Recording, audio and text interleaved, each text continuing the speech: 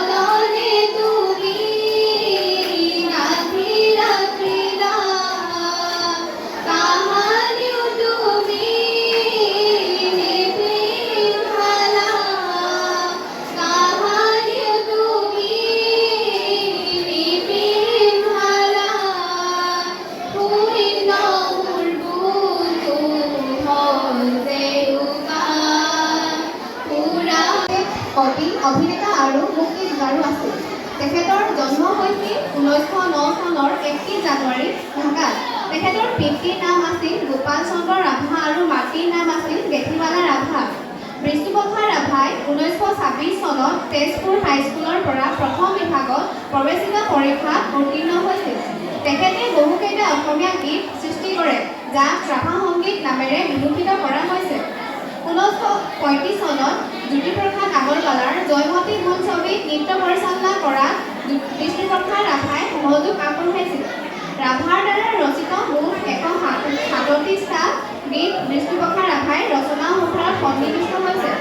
বিষ্ণুপ্ৰসাদ ৰাভাক ডক্টৰ সৰ্বপল্লী ৰাধাকৃষ্ণনে কলাগুৰু উপাধি প্ৰদান কৰিছিল। তেখেতৰ মৃত্যু হৈছিল 1969 চনৰ 20 জুন তাৰিখে ৰাতি তেজপুৰত ৰাভাদেৱে মৃত্যুক সাৱটি লয়। সেই অনুসৰি অসম চৰকাৰে বিষ্ণুপ্ৰসাদ ৰাভাৰ সোঁৱৰণি বঁটা মুকলি কৰে। ধন্যবাদ। পোনপ্ৰথমে মই সকলোকে ৰাভা দিৱসৰ শুভেচ্ছা। সমষ্টিৰ মাজত তেওঁ কলাগুৰু নামে সভাত আমি বিষ্ণুপ্ৰসাদ ৰাভাৰ দিৱস উপলক্ষে আজি এটি গীত পৰিৱেশন কৰিব লৈছোঁ।